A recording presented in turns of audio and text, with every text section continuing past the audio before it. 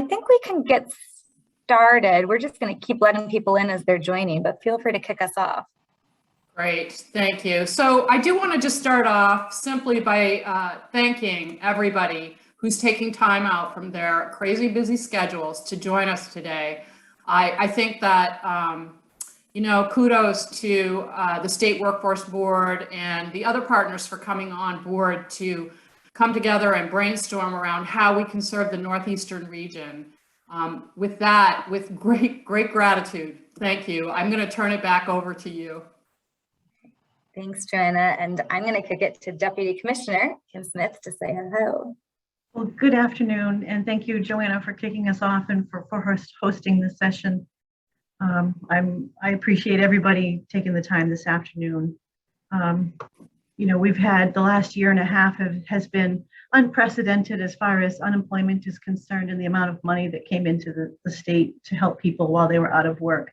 And now the focus has certainly shifted, and it's how do we help people get back to work? How do we help them get a better job? How do we help them be successful? And we have this unique opportunity in front of us with the Arpa, the American Recovery Plan Act money that's come into the state. And while we do have some Maine state legislation around how we're going to use those funds, there is some flexibility there. And so that's why we want to hear from you on what we can do to make sure that we're making the best use of these funds. So thank you for joining this afternoon, and I look forward to hearing your feedback. So thanks. Sam, back over to you. Thank you. Thanks so much, everyone, for joining. So with that, I'm going to share my screen and just give you a sense of what we're going to be doing today together for the next 90 minutes. So we are very grateful for your time. Hopefully you can see my screen right now. I can't see all of you, but hopefully you can see me. So our objectives are to really just talk about what's going on in workforce and brainstorm with you all. This is a listening session, so we're here to listen around how we can approach workforce development differently together and capture your feedback, ideas, and suggestions as we go into planning for the recovery. So we're going to start with just a little background and stage setting. I hope that I'm not talking at you too long, and then we'll quickly get into breakout groups that we can hear from you. And we'll do a couple of activities to get your thoughts and feedback. So throughout this conversation, please feel free to use the chat. If you've got questions, suggestions, ideas, go ahead and put them in the chat. We might not be able to answer every question today or address every comment, but we are capturing that, which is why we're recording, so that we can put it all together in a summary and recap what we've learned in these sessions and how we're able to answer those questions moving forward. I'll also send a link toward the end of the session. If you weren't able to share all of the great ideas and feedback, we've got a survey, so we welcome you to give us that feedback that way as well, if that feels more comfortable. Okay, so just a little bit in terms of setting the stage here. As the economy continues to recover, we are slowly recovering. The workforce landscape is really evolving, and we're all experiencing this in different ways. And I think that we're kind of noticing a lot of different dynamics here. It's kind of this new kind of worker social compact that might be developing between employers and employees that are really looking to use this moment to think differently and work together differently in the economic recovery. So a couple of data points here. So we hit our largest kind of peak in terms of working population in Maine about 20 years ago. And since then, we have been aging as a state and the workforce has been getting smaller. But there's different pockets of the population that continually experience higher rates of unemployment or lower rates of labor force participation. And so this shows who those pockets are. And where they might be in terms of the labor force. So some counties struggle with lower unemployment. We know that the southern coastal counties might have more economic opportunities than those that are northern or in the central of the state. Those with lower education attainment are more likely to not be engaged in the workforce. Also saw that during the pandemic, it took longer for those with lower educational attainment to jump back into the workforce. Individuals with disabilities are more likely to be disconnected from work. BIPOC communities have disproportionately high rates of unemployment, and women are disproportionately represented among the current unemployed pool within Maine, many due to caretaking needs, whether that's children or older adults. So while we may be experiencing a tight labor market, there are communities that are still not engaged in the workforce. And so we want to be thinking differently in this moment around how we can be engaging those communities and supporting them to get them connected to good, high quality jobs. So you may have seen, we released a report late last week around the barriers to work. And so we asked the current unemployment claimant population, as well as the active job seekers, what are their barriers that are preventing them from returning to work? And what we learned is there's not one single barrier. There isn't anything that really came consistently to the top. It's really a mix of barriers. It's really individualized and it's really complex. But some of the themes that did bubble to the top consistently were the need for relevant, accessible job training and opportunities that really match individual skill sets.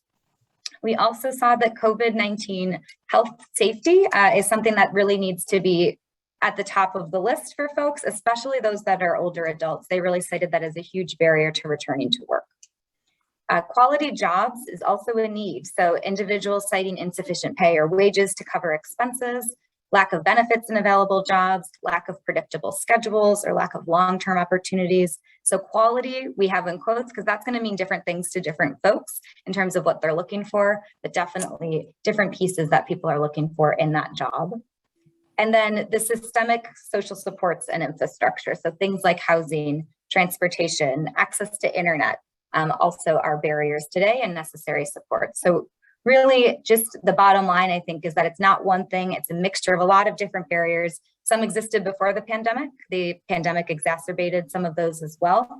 And so thinking differently around how we're serving the communities, especially those that are on the sidelines with this moment that we have and this opportunity. So wanted to just call out that there are many players involved in the workforce ecosystem, and we have a lot of different types of players engaged today on this phone call. So we are the Department of Labor, we've got some state workforce board, our local area boards, employers, industry associations, worker advocates, training and educational providers. So we all are part of one big ecosystem, and we're really here to work together to hear from you about how we can collaborate, innovate, work differently as a cohesive system around this unique moment that we're in and address those complex barriers. So I wanted to spend just a little bit of time providing an overview of how we're kind of thinking about the workforce strategy and how we're thinking about how it can underpin this economic recovery effort moving forward. And this is what we really want your feedback on. So some of the principles that are underlying the workforce strategy are really fivefold. So one is collaboration and coordination. That gets to the point I just said around that wheel. There's a lot of us. We want to make sure that we're aligned, that we're creating an accessible and easy to navigate workforce system for job seekers and employers. We also have equity really deeply in mind with all of the initiatives that we're talking about in terms of the Arpa funding and our existing initiatives. So really making sure that the historically marginalized and underrepresented communities are at the center of our workforce efforts, and that we're really providing bridges to connect individuals, support them, and help them advance in inclusive, safe, and fair workplaces. We want to make sure everything we're doing is outcomes driven, so really connected to those clear outcomes, clear pathway to high quality jobs, to higher wages, that we're really making sure that everything is metrics driven and clear. We want to work innovatively, so we want creativity, and we welcome ideas and how we can do this in partnership with all of you. As the commissioner said at the beginning, Deputy Commissioner said that we are at this moment, we're looking at ways that we can do things differently and make sure that we recover in a way that is equitable and different. And then lastly, sustainable. So this is a moment to embark on transformative change. And we want to make sure that this lasts beyond the grant funding. So the grant funding is a couple of years that's really coming into our state, but we want to make sure this change lasts beyond those couple of years. I'm going to provide just a background on some of the initiatives and kind of overarching strategy that we're using, the Department of Labor and State Workforce Board. I'm actually going to back up because that's a busy slide.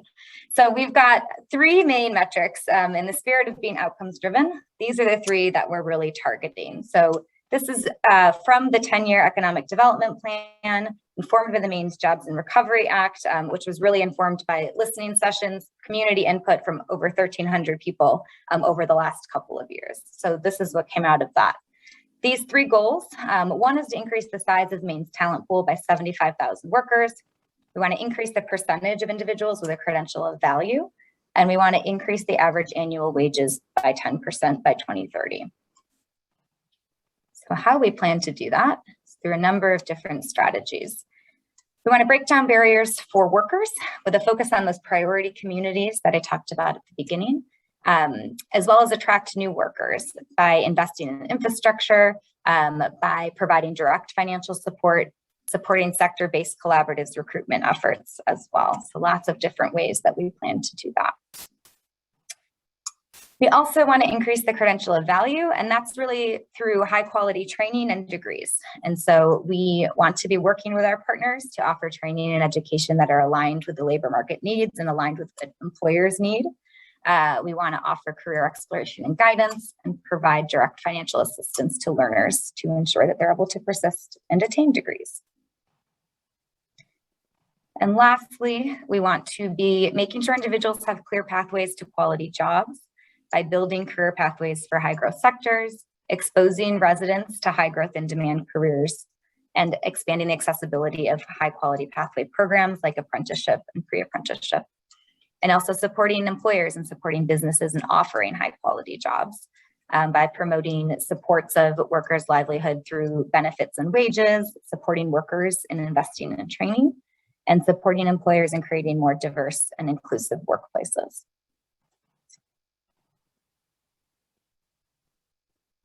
And as I mentioned, all of this really aligns with and advances the goals of the Maine's Jobs and Recovery Plan. And so that's a publicly accessible document, but some of these are the main initiatives that we're working on when we talk about ARPA, which is the American Recovery Plan Act.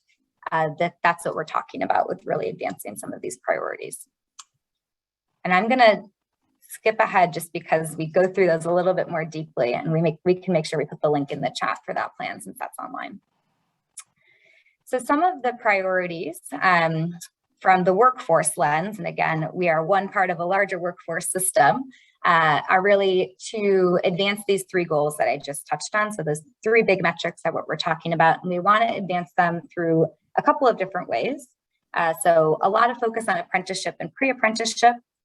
We've got some healthcare workforce strategies to ensure that we're able to upskill incumbent workers, as well as attract and retain newer workers to the healthcare careers.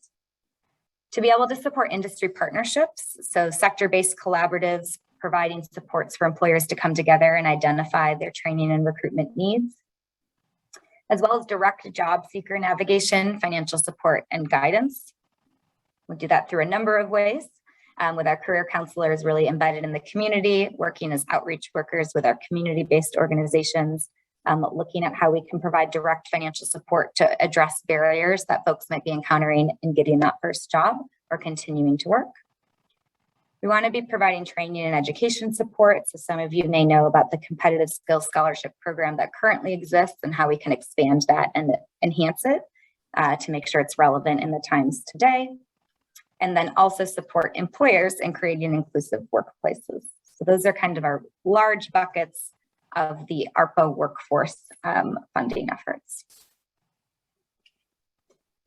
And I'll leave that up since I touched on most of these. Apprenticeship and pre-apprenticeship, a lens there toward affected sectors that were really affected by COVID, healthcare, clean energy, a high growth and demand sector, manufacturing, as well as others, with a focus on BIPOC communities, women, people with disabilities, and justice involved. Healthcare, I mentioned our strategies there, helping to connect individuals to healthcare jobs and learning about prior learning assessments and stackable credentials, providing tuition remission for those in the workforce or in the healthcare workforce today, and really making sure there's a clear ladder for those in the workforce as well. Industry partnerships, providing support to sectors and employer collaborations from a workforce perspective. A lot of different job seeker supports from the career counselor perspective, really embedding the career counselors and communities as outreach workers, navigators, and supporting direct financial assistance. Training and education, I touched on these pieces, as well as working closely with our partners at Maine Community College System and CTE schools. And then employer supports, working closely with DECD to support DEI hiring and retention efforts. So these are a lot of our ARPA initiative priorities. And just to give you a sense of where we're at in time. So in the summer of 2021 was when the proposals of the ARPA funds were enacted in approved legislation. Where we're at now is they're really gathering input and questions from all of you to inform the implementation and the planning efforts. So these were the charges that were in the legislation. Now we're trying to really understand and building on the listening sessions that we did to inform the Maine Jobs and Recovery Act in the past couple of years, really looking at implementation and getting that feedback from all of you. And we're looking at really launching pieces in fall and winter to build those out with implementations plans, get approved, and start implementing in the fall and winter later this year, early next year. That's kind of where we're at and why we are seeking input today. So I'm going to stop sharing so that I can see everyone's faces as we talk through any questions or feedback. And we are going to have a chance relatively quickly to get into breakout rooms to really dig into feedback and questions from you, but curious if anything's just bubbling to the top in terms of what's resonating or questions. And Joanna is raising her hand, so you will be first. Well, first, I just want to know, is it possible to get your PowerPoint presentation? Yes, yes. So this is being recorded as well. So this is out in the ethers. So yes, happy to send out the PowerPoint. Beautiful, thanks. Mm-hmm. And Erin, you're next on my screen. Okay, I just have a couple of questions. When you showed all those people and how they responded about barriers, how many people responded to that survey? Yeah, that was about 2,600. 2,600. I'm just kind of shocked that transportation was only 6% because I hear transportation being a huge barrier all the time. And when I saw 6%, I was shocked. So that's that one. And then the last question I have is the credential of value. Mm-hmm. So I know that this first came up with the whole Maine Spark deal, and there were two issues, one about defining exactly what it was, and number two, how you count it, because there doesn't seem to be a statewide database. So, you know, I'm just kind of curious if that has been solved and we can truly count it and truly everybody knows what it is. Yes, no, thanks for bringing that up. I think there are still discussions around the clear definition, Erin, and making sure that we're counting and using the same terminology. I think it's in quotes, credential of value at this point, since it's still to be determined. But our goal is to make sure that we're connecting people to degrees and high quality trainings, and then we can figure out what that definition is. Thanks, Erin. Well, until you figure it out, you really won't know where you're at. Yeah. Something for us to keep looking into. Catherine, you're next on my screen. Hi. So I had a quick question about the survey. You know, the number one response was, well, I'm looking for positions that match my skill set or that are relevant to my skill set. Do we have any sense of what kinds of skill sets people identified as being their skill sets that they're trying to match? Like, do you have any more detail about that? So that would be a great follow-up, Catherine. We wanted this to be really short so that we were able to reach as many people and actually get the data that we could get. So it was only 4 questions, which is why we got 2,600 people to respond, which I think is one of our higher that we've seen in terms of reaching the unemployment population. So I think that's a good follow-up, and we can look at kind of what we're seeing in the background in terms of unemployed individuals, the industries they're coming from. And we're actually doing some matching to see where are they coming from and where are they getting reconnected to in terms of employment, to start to see if there are some common pathways that folks are looking at, but we don't have that information in the survey. Yeah, I definitely think a follow-up survey would be really helpful, knowing what people identify as their skill sets. I saw that 13%, I've read that the study that you put out, 13% said that they had gotten back to work because they had changed industries, like what industry are they leaving and where are they going? Like that kind of information would be extremely helpful. Mm-hmm. And the other question I had was, you know, you were identifying industry partners. If an industry is interested in getting involved, do you already kind of know who you're working with, or can someone jump on? Or yeah, so we are definitely still building out what any of these could look like, and a lot of these will be either direct financial assistance to job seekers, employers, or out via grant RFP process. So as we continue to build these out, we'll just be staying in touch definitely with our local boards and partners to make sure those opportunities are flagged. Okay, great. Yeah, thanks, Catherine. Thank you. And Lisa, you are Hi. next on my screen. Hi.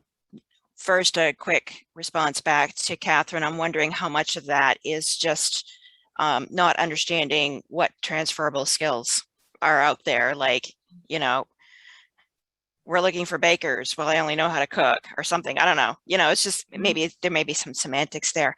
The other thing too, and I say this with absolute love and respect for everybody here, so let me be very clear about that.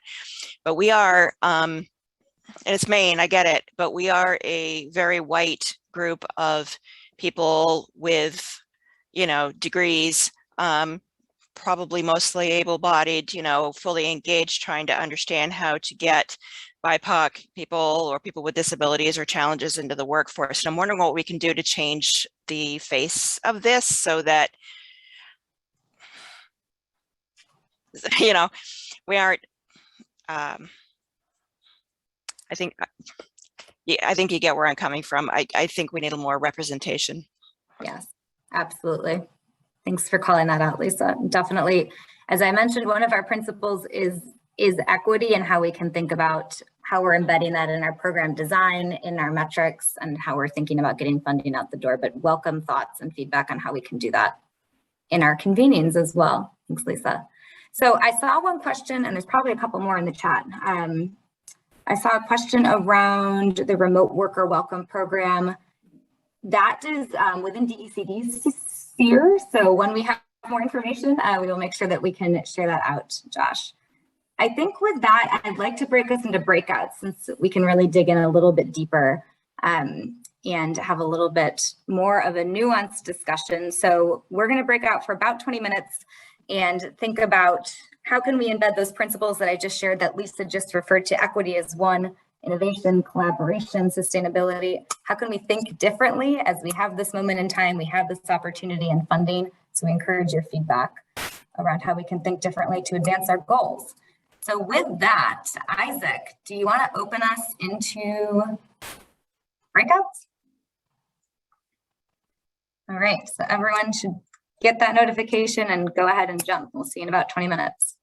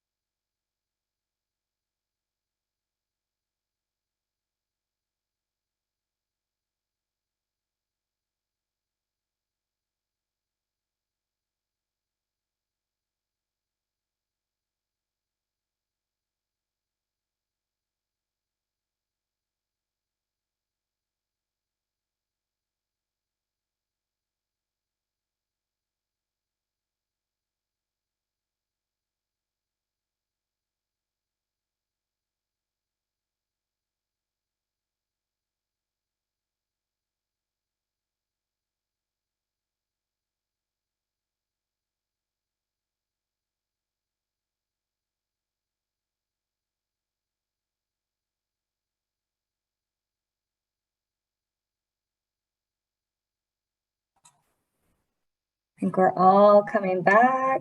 And this is mostly just our breakout group. Everyone might still be coming back.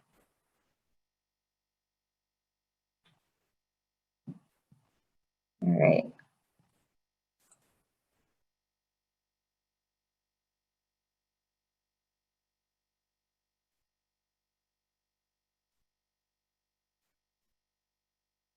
Isaac, does that seem like everyone, or are we still missing a group out in the breakout abyss? We're only missing Don and Sarah. Okay. Looks like they're coming back now. Sorry, I was trapped in a room. I couldn't figure it. It happens. No worries. Sarah, do you want to lead us through a quick report out, and then we will jump into our rapid fire breakouts, Isaac, if you want to get those set up while we're reporting out. Great. So I'm Sarah Griffin. I'm a consultant to DOL. And so maybe we have the kind of three different groups. Would the group talking about increasing the talent pool around breaking down barriers and attracting talent, would someone like to give us maybe just a minute on top themes that your group talked about? And we are capturing all of those ideas boards and the note taking will all feed into our thinking. So we don't have to capture all of it. Just maybe one or two of the top ideas would be great in a minute or so, minute or two. Is that our group? Okay. Go, Erin. Basically, the theme was around cooperation of agencies that provide these services to people who are looking for work. That there's so many streams of funding sources for workforce development, and it would be great to come together as a team around an individual or groups of individuals to lend, a portion of our funding services and our expertise to help this person. And so one of the things that they talked about that somebody mentioned, it would be great to get a cohort of the people who have been through the system time and time again to see what we can really do to help them make things stick this time and that they can be successful and how we can work together. So just more cooperation among the agencies and as Anne said, sitting around the kitchen table with some of these people and trying to find out what their needs truly are. Nice. Thank you, Erin. You're more than welcome. I was voluntold. Voluntold. Who did that? Sam? All right. So second up, folks talking about the increasing the attainment of credentials of value, as Erin would say.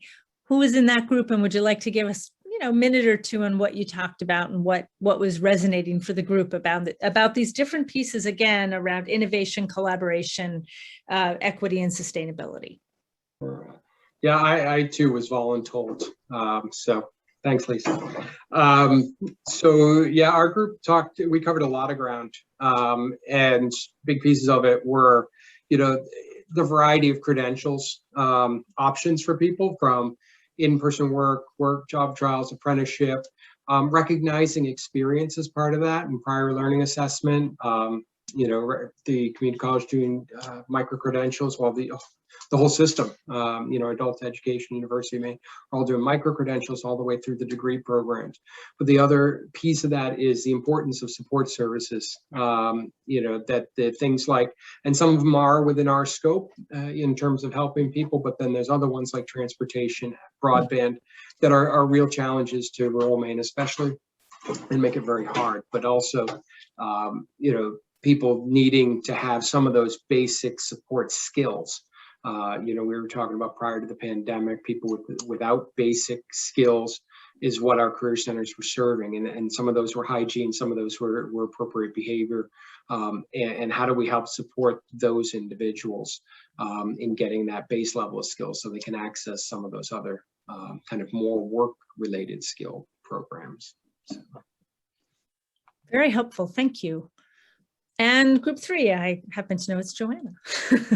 Okay, yes. And I just want to say that I was asked if I would do it and I agreed to do it. So Sarah's very diplomatic about the way she voluntold somebody. So anyways, just thought I would add that. So we had a great conversation, and three things came up, and none of them will be a surprise. Housing, transportation, and childcare. How are we going to increase average annual wage by 10%? Well, the first thing that popped up was by increasing the labor force participation rate.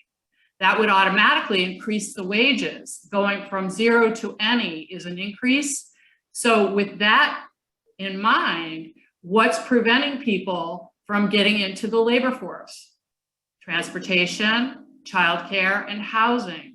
A few of the other suggestions I thought were really good too were cultural training for employers, motivating and providing incentives for new daycare providers. I do want to say that another important piece here is that in our group and on the screen here today, we don't have employers. And so a suggestion to have a similar listening session and having all of our providers here today specifically invite individual employers that they work with on a regular basis, bring them in and asking them to talk about the barriers that they see and helping us all to brainstorm together with our employers, because I think that they're a very important partner in all of this. So if we're going to increase wages, we have to talk to the people that actually pay the wages. Another piece that we talked about that's very important is broadband internet access. We have to do that. I mean, that's a critical piece for our employers. So if anybody in our group feels that I missed something, feel free to jump in, but I think I really touched. I do want to provide, I see Rob Brown here, and I want to provide an example of how we could improve our services to businesses, and that is by collaboration with workforce, economic development, business services, and our community-based operations. Rob has been working on an initiative for employer transition, really helping to educate employers who are looking at retiring, providing them with resources and guidance around employee buyouts and different options along those lines to keep that company open and also to save and maintain jobs. Really critical. But if we're going to do that, employee buyout might require our adult ed and community colleges to partner up so that those employees who are going to buy out that business, that they learn how to do the business planning, the financial aspects. We partner with economic development, business services, so that employees have access to resources to help them buy out that business. And in some ways, Joanna, you brought it full circle to the first group, which focused in on partnership and collaboration. So I appreciate the circle that you and that all of you made in thinking about the different legs of the stool. I don't know, it's kind of a multi-legged stool, but it all kind of comes together in that kind of an ecosystem. So that's super Thank helpful. you. That was the whole point. That's super It's helpful. critical. Yeah. I thank you. Any final comments from anybody here? Things that you feel like you really want to make sure the whole group hears? We will capture all the notes. Anything else before I turn it back to Sam? I think the one thing I'd like to throw in, if I can, and this is something I heard echoed with other people too, is to start collaborating more with other agencies that we don't necessarily think are directly workforce development related, but are very much interrelated with the work that we're doing. My highest praise to Joanna, because she's having our Bangor planning officer as a guest speaker tomorrow to help us better understand, what a community's comprehensive plan looks like, because that's where the housing issues get addressed, where we're going to put the childcare, the transportation, the stuff that affects workers and how they're able to live in a place and get around in a place and where a daycare can go and that sort of a thing. So I think the further we reach and communicate with each other, the better informed everybody gets. There's a lot about all these different systems that unless you're actually in them, you don't understand who actually does what. It's very complex. You look at that wheel and it is complex, and the comments here about coordination, collaboration across, not just within DOL, but across, are very well attuned, I would say. I'm going to turn it back to Sam now so we can make sure we get your comments on another set of pieces. Thank you so much. Awesome. Thank you all. Thanks, Sarah. So we are going to go into our next set of breakouts. So as you recall, these are our 3 goals that we just talked about. And these are the lenses that our ARPA initiatives are really focused on. So these are the 6. What we're going to do is you're going to be able to choose one of 3. So we'll do 2 rounds. We'll break the 6 into 3, and you'll choose the one that you want to talk about for the next 10 minutes. And these are the discussion questions. Essentially, what should we keep in mind as we're planning these initiatives? And what questions do you have that we can come back to you and answer? So the first 3 will be apprenticeship and pre-apprenticeship, industry partnerships, and I think job seeker navigation. Is that right, Isaac? That's what it should be, yes. Okay, well, that's what it might be. So you're going to have the option to join one of those 3 for 10 minutes and just give us your thoughts, feedback, suggestions, what you would be keeping in mind as we're thinking about planning out those initiatives. So with that, Isaac, I think we can go ahead and launch round 2 for these rapid fire ARPA initiative brainstorms.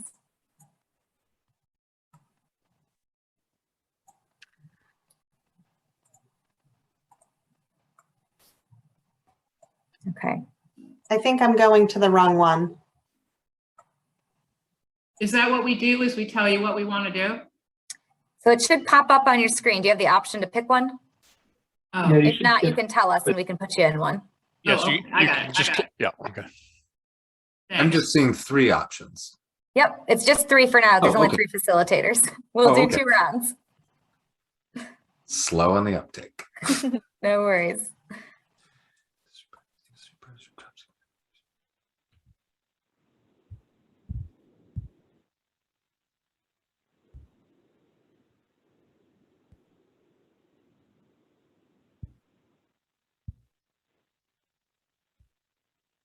And if anyone's having technical issues joining, just let me know and I can add you to one of the groups. I had a hard kick out of the entire meeting a second ago, so. So right now, there are 3 groups that you can enter for like an ARPA rapid fire session. Those are apprenticeship, pre-apprenticeship, job seeker navigation, and industry partnerships. So you should have a breakout room selection. And if you don't, I can add you to one of those rooms if you'd like. I'd be happy to go to the apprenticeship one. All right, let me.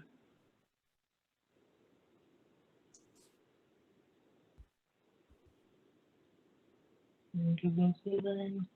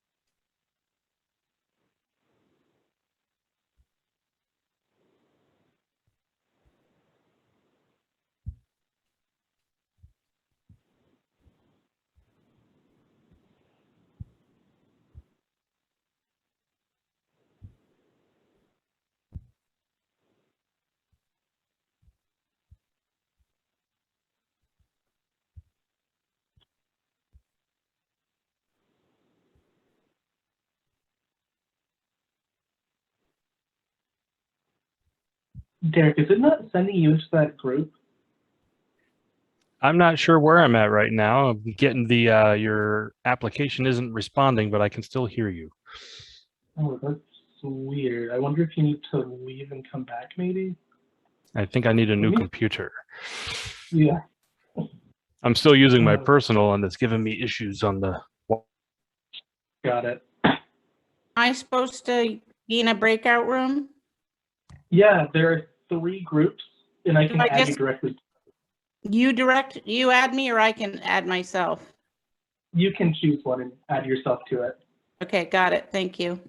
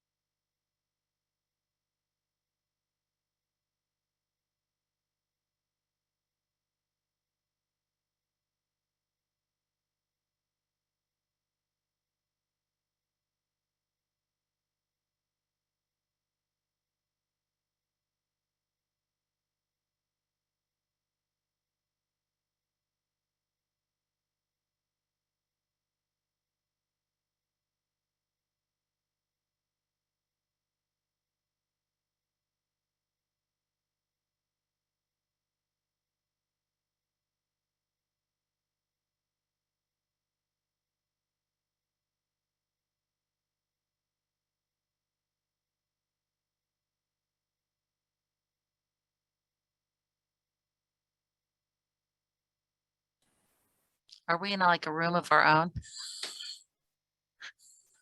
You're on mute. It's just us. Imagine that.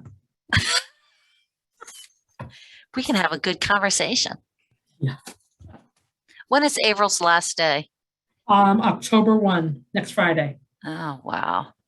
Yeah. Are they going to do anything for her?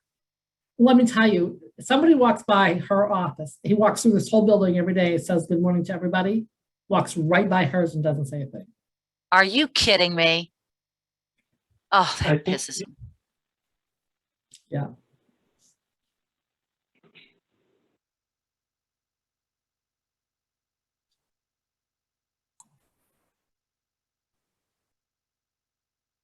Sam, do you want me to do this as well? We didn't talk about that. Are you going to do it? I'll do it. Isaac is going to set up our last round, and then from there, I think we're done at 3, I believe. So I think we're actually good on time, but we might get people out of here a couple minutes early.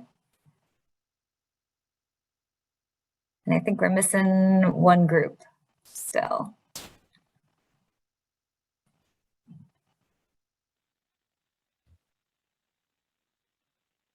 I think we have everyone back.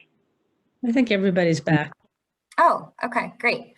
So I think we can do just like one comment from each group as we reshuffle into our last breakout. So we had Derek in our group who is going to give just a one comment that stood out to you, Derek, about apprenticeship and pre-apprenticeship that you want to raise to the group.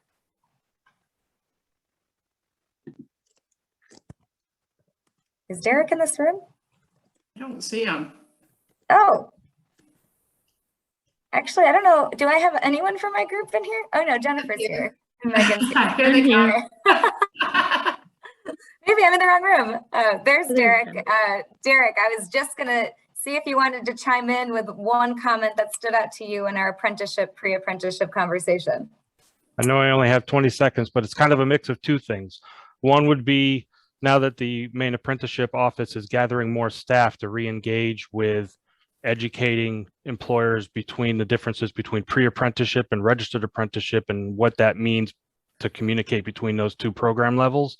And then the second piece was, once an employer goes through all the effort to set up a program, how to properly leverage the fact that they now have a training program that's custom built to their training needs.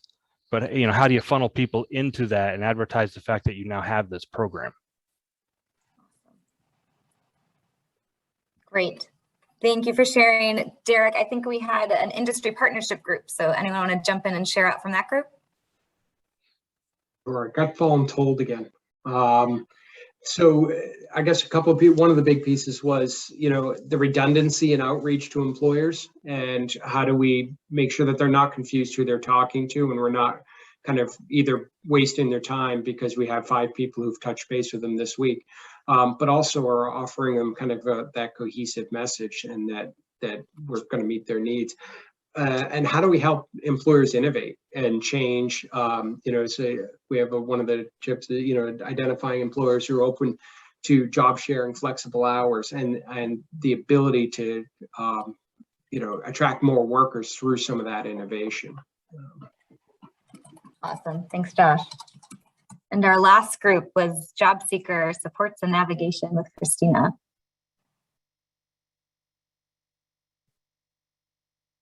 Well, I'll go again. Developing some kind of geomapping mobile app that could link to the main job link. So if I'm looking for a job and say I'm transportationally challenged, I can look on the map and see who are the people that are hiring that are closest to me, and, you know, and potentially layering it with childcare centers. And I'm going to need that so I can, you know, so because a lot of people access the internet with their mobile phones. So to make it easy to navigate, and to make it easy for employers to have people find them. Awesome. Great idea. High tech. Yes. Super high And tech. and Tom Fernandez is going to build it. Oh, excellent. Great. Well, we'll expect that by the end of the week, Tom. Thanks so much. He was voluntold. Great ideas. Awesome. So we're going to do one more quick rapid fire round like that with our other three initiatives. And our other three, just as a reminder, were healthcare workforce strategies, training and education support, and supporting employers in creating an inclusive workplace. So those are our other three buckets. And Isaac, are those open on the breakouts? Yep, I will open them right now and people can select one of those options. Or if you are having difficulties, I can add you in manually as well. So just let me know. All right, and we'll do about 8 minutes in this one, and then we will wrap up. So go ahead and join which one is interesting to you. And if you're having trouble, we'll just throw you in one and hope it's interesting.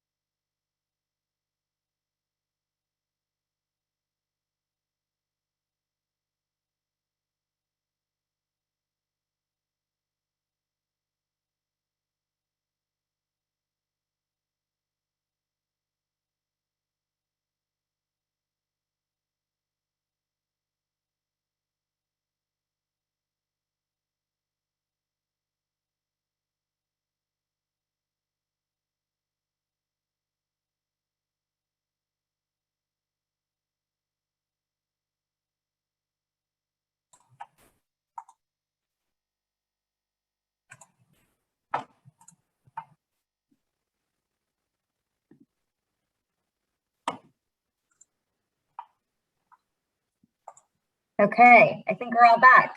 So we have 5 minutes. So we can do one quick thing from each group, just if there's anything burning. Our group had a great conversation. So I'm going to see if anyone from our group jumps in, but I'll provide a quick overview.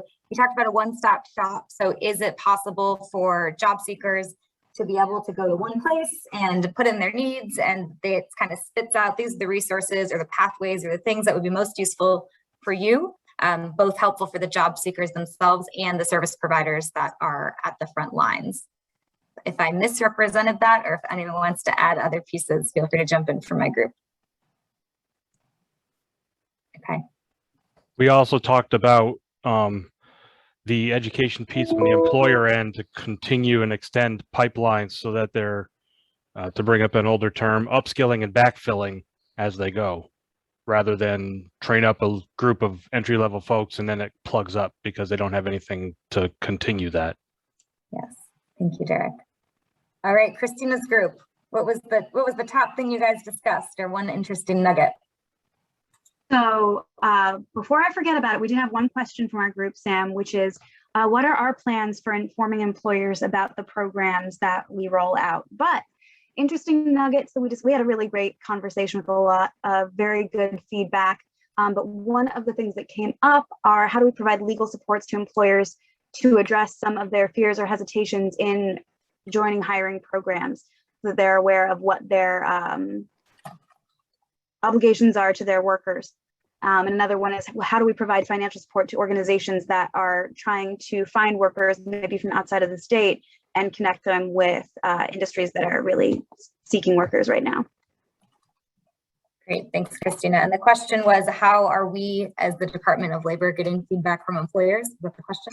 Oh, sorry. The question was, how are we planning to share these programs with employers? What does our game plan look like for that? Are we planning to do so? And I said, you're the point person for that question. Yes, so employers, in terms of the employers we're engaged with, industry associations and unions have been invited to sessions like these. So we're having statewide listening sessions with those partners as well. So if there are employers that you would like to participate, please make sure to forward the invite along, and we will talk to them through that venue. I know DECD did about 8 with about 60 to 80 employers on each one similarly. So they've got a lot of other programs that are focused on employers and business grants, and we're working closely with them to coordinate our approach and rollout. All right, last group. I had a great conversation with myself. Sarah and Dawn encouraged me to talk. So this is my suggestion.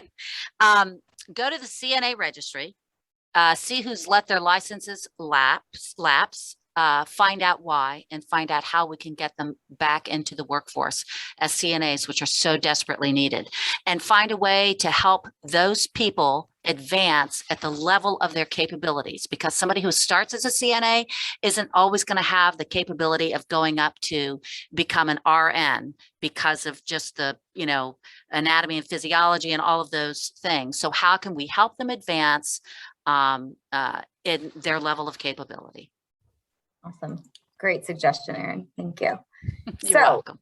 Last piece before I let you go. So what are we going to do with all this information is probably the question on some of your minds. This is our second of 6 or 7 listening sessions. So we're still early on. You're capturing all of this input, all of these great questions. We will be putting out the recordings and a summary, a recap of all of these sessions when we are done in October. It will inform all of our planning efforts, as well as the upcoming State Workforce Board and their strategic planning. So just know that we will be using it, and we will be putting a recap out with the listening session recordings as well. And then, as I mentioned at the beginning, as we get into fall and early winter, that's when things are really going to start rolling out. We're still in planning processes, but really we're hoping to put opportunities out the door in kind of that early winter timeframe. So if you are on our listservs, we'll be putting stuff out on the website. So just make sure that you're in touch with us and your local boards. We'll be working closely with our partners to make sure the opportunities that folks are eligible for are out there and widely distributed. I saw a question in the chat. Is there someone at MDOL we could connect with to speak about specific initiatives that align with MDOL's goals after this meeting? I will put my email in there if there are questions, but I just put a link in the chat as well for a survey. So if there's things you didn't get to talk about that you want to, feel free to just dump it in that survey and we'll make sure that we close out any questions or thoughts there.